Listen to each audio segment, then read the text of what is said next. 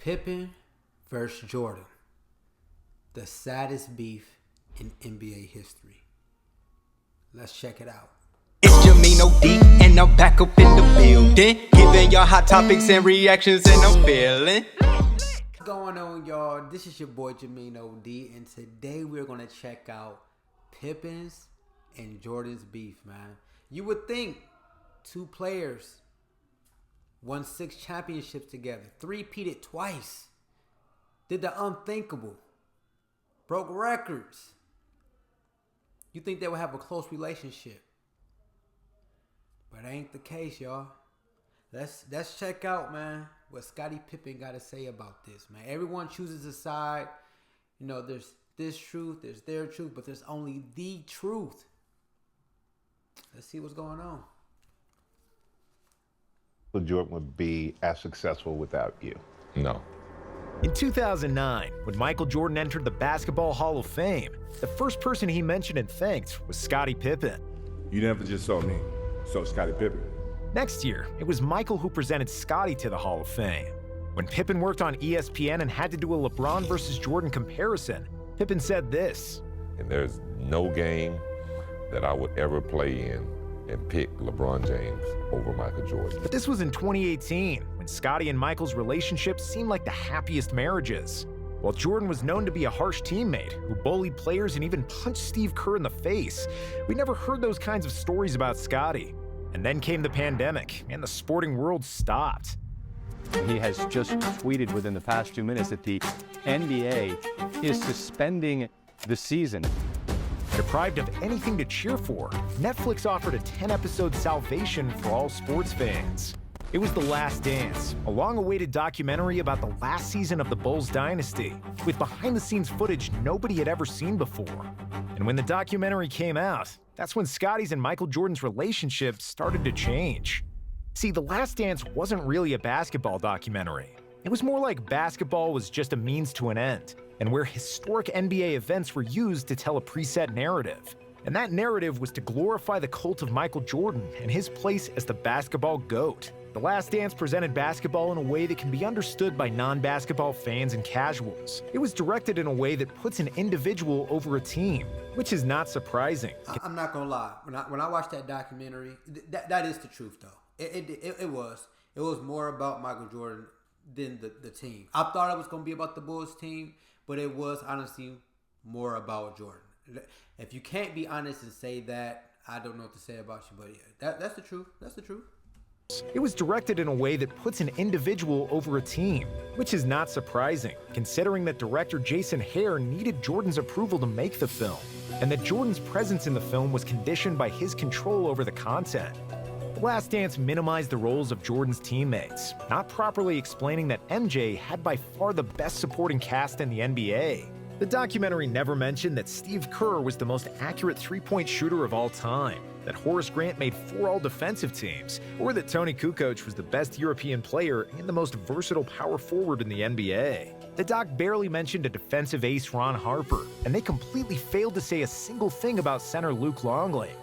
Dennis Rodman got a lot of screen time, but much less as the best rebounder in NBA history, and more of a party animal that Jordan needed to drag by the ears from Carmen Electra's hotel room. But the player who was most heard about the whole thing was Scottie Pippen, and it's not hard to see why.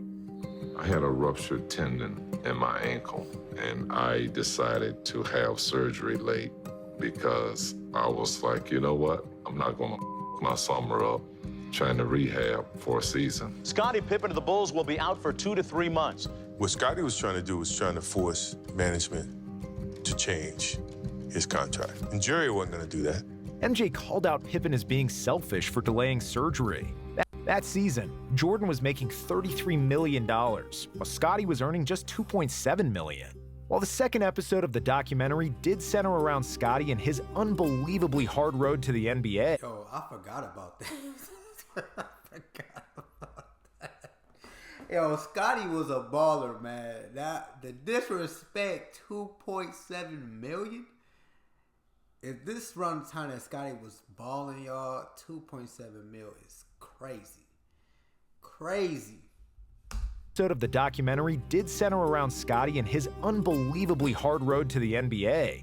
In the end, the focus of the narrative quickly returned to MJ. And despite being so Jordan-centric, The Last Dance was a successful project because it achieved 3 goals. It managed to entertain and occupy the sports world in the biggest absence of sports since the 1860s.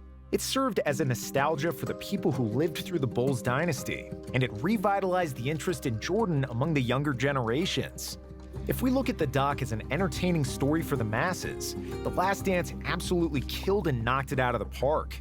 But in terms of explaining basketball nuances and strengthening relationships between the Bulls players, The Last Dance backfired completely. In May 2020, after the last episode aired, Jordan sent a rare text to Scottie Pippen. "What's up, dude? I'm getting a word that you're upset with me. Love to talk about it if you have time." Pippen did call him back and explained his displeasure with how the rest of the Bulls were portrayed. When asked about it, Scottie backtracked a little bit. "This documentary has not changed our relationship. We will be friends forever. I told Michael I wasn't too pleased with The Last Dance. He accepted it. He said, 'Hey, you're right.' That was pretty much it. But it wasn't it, and this comment aged badly really quickly." In 2021, Pippen started to unravel his feelings about Jordan, issuing a series of comments during the promotion of his autobiography titled Unguarded. Scottie told a story about how Jordan used to cheat him out of $100 during each Bulls game by bribing the staff to tell him who was going to win Jumbotron races. During a GQ interview, Pip accused Jordan of being selfish for leaving the Bulls to pursue a baseball career. What did you think when he said he was going to go play baseball? Yeah, it was a big decision, but it was a selfish decision, but it was kind of Man, see, I don't think neither person should be calling the other selfish. He left. He was going through a hard time, with his dad passing. He tried his hand at something else, and Scottie shouldn't be called selfish either. You know what I'm saying? For what he had going on. Both are competitors, both had their reasoning of why they wanted to do something. You know what I'm saying? So that was just a friendship going sour at that moment in time. I'm sure they made up both times, but yeah. Jordan was. Implying that he spent too much time grieving the death of his father. Scottie also downplayed Jordan's flu game, saying that he didn't receive any praise for playing the 1998 finals with a herniated disc. But the biggest criticism about Jordan the player was when Pippen said that the Bulls didn't win 6 rings because of MJ, and that they did it in spite of him. Seeing again how poorly Michael treated his teammates, I cringed, as I did back then. We didn't win 6 championships because he was tough with the guys. We won in spite of his bullying. We won because we played team basketball, which hadn't been the case my first 2 seasons when Doug Collins was our coach. In his book, Scottie also changed his perspective on the LeBron versus Jordan debate. I may go as far as to say Mike ruined basketball. In the 80s on the playgrounds, you'd have everyone moving the ball around, passing to help the team. That stopped in the 90s. Kids wanted to be like Mike. And Mike didn't want to pass, didn't want to rebound, or defend the best player. He wanted everything done for him. That's why I always believed LeBron James was the greatest player this game has. That is he does That is interesting. That is interesting. You do see a lot of one-on-one basketball, and you're not considered the best if you're not a scorer. I do hear that narrative a lot.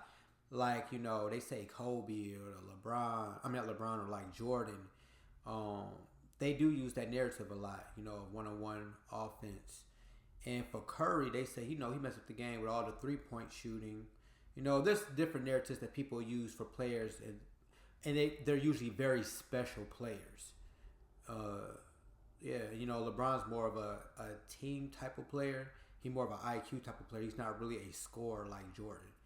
So, some people say LeBron messed up the game. Everyone, depending on how you view the game, a lot of people are going to use that. But it's always for the most special players that people use that for. That's why I always believed LeBron James was the greatest player this game has ever seen. He does everything and embodies what the game is truly about. The rest of the book was even more critical about Jordan and The Last Dance, saying that every episode was the same. Michael on a pedestal, his teammates secondary, referred to as his supporting cast. Michael could shoot 6 for 24 from the field, commit 5 turnovers, and he was still, in the minds of the adoring press and public, the errorless Jordan. Scottie was also pissed that Jordan received $10 million for his involvement in the documentary, while he and the rest of the Bulls got nothing. Pip wasn't done there, and he also unloaded on Phil Jackson during an interview with Dan Patrick. No, I understand that, Scotty. I'm just going by what you said. You said you need to read between the fine lines. It was a racial move to give Tony Kukoc a rise. So, I mean, if you knew that Scottie Pippen had been with the Bulls from 87, wouldn't you give Scottie Pippen one opportunity to get a last-second shot without Michael Jordan? But have you talked to Phil about this? Because by saying a racial move, then you're calling Phil a racist. I don't got a problem with that. Scottie took Scottie was holding in some things, man. Hey, he was letting it out little by little by little. You know, he definitely got slighted in some ways, for sure. He did get slighted in some ways. And a lot of things, some things he was bitter about as well. You know, I can see, you know, both sides of the coin. Man, for him to get nothing from the documentary, that is crazy. I will be honest. You know, he should have got something. He was a huge part of those rings. Man, I wish they would have talked this out. It don't seem like they talk very much. It just don't seem like it. I don't know. A racist. I don't got a problem with that. Scottie took shots at Charles Barkley, calling him not dedicated enough to win a title, and Isaiah Thomas, whom he called a dirty player. However, while we do agree that The Last Dance was overly centered on Jordan, and that there is a lot of truth in Pippen's words about the documentary, we can't escape the feeling that Scottie overreacted. In the doc, MJ still said there is no Jordan without Pippen. The Last Dance covered how underpaid Pippen was and his success as the leader of the Bulls without Jordan. Phil Jackson called Scottie the second best player in the league, and the doc mentioned Pippen guarding Magic in the '91 finals instead of Jordan, a key moment that turned the series around. So for Scottie to be going on... Yo, when I said that, y'all tried to say I was tripping, but Scottie Pippen definitely changed that series. So for all y'all that said I was tripping, I wasn't tripping, man. I wasn't tripping. He went 3 for 14?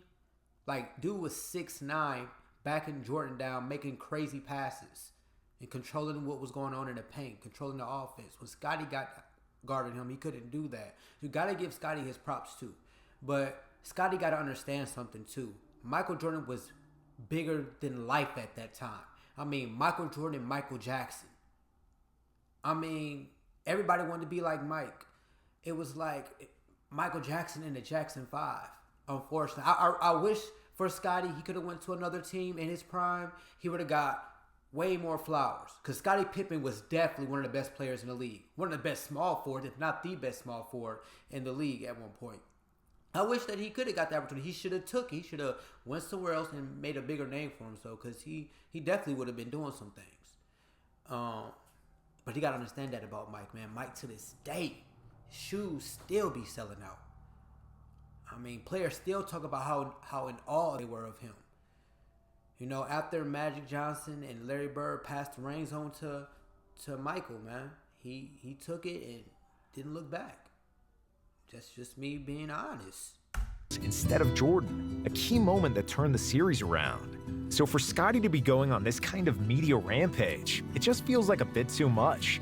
We understand that it's hard to be the Robin to Jordan's Batman and live constantly in his shadow, and then relive that all over again in the documentary. But after the dust settled and all the insults had landed, it sounds like Pippen was just trying to say outlandish quotes to sell more copies of his book. And throughout all of Pippen's badmouthing, Jordan never said another word publicly. There was no statement, trash-talking, or even acknowledging that Pippen suddenly turned into his biggest hater. It was only a sign that all the bridges were burned and that their relationship was broken beyond repair. To add insult to injury, in 2022, MJ's son Marcus Jordan started dating Scottie's ex-wife, Larsa Pippen, which certainly didn't feel good for her ex-husband. Wherever Scottie looked, Jordan was sticking it to a Pippen, and it seems like his anger towards MJ will not stop anytime soon. That right there. Most people have no clue. That right there, guys, that had to be the worst feeling. Your friend turned enemy. His son is having relations with your ex-wife, bruh. Not only that, you have a son that plays in the NBA and has to watch this.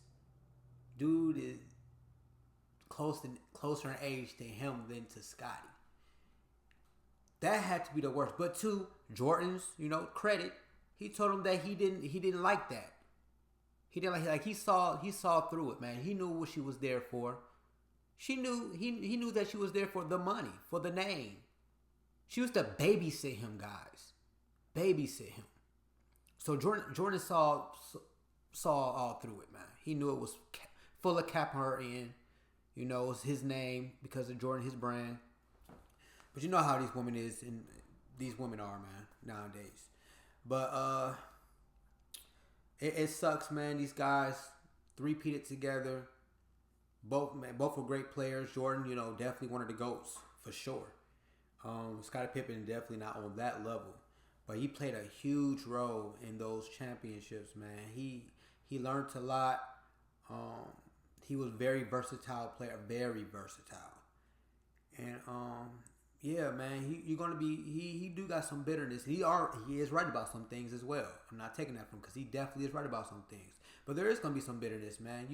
You have this big shadow, but what he should have did was go to a different team. You should have went to a different team. You should have, been the 1A on some other team. You could have did that. You had that choice. He could have did some things. I for sure think he could have did some things. But that's my thoughts, man. Y'all hit that like button, smash the subscribe button, man. I'm bringing videos like this every other day, man. I love controversial things in sports, especially basketball, man. We all have different opinions, man. That's okay. I like hearing y'all opinions, even if I don't agree. You know what I'm saying? But I stand on truth, man. If I feel like I'm wrong, I'm gonna say I'm wrong. You know what I'm saying? You can change my mind. Some people you just can't change their mind. You know what I'm saying? They just gonna keep the same mindset. It just is what it is. But yeah, man, hit that like button, smash that subscribe button. I'm about to get up out of here. It's JAMEENOD, boy. It's JAMEENOD, and I'm back up in the building, giving y'all hot topics and reactions, and I'm feeling. Comment your suggestions and I got ya. And be sure to leave a like and subscribe to the channel.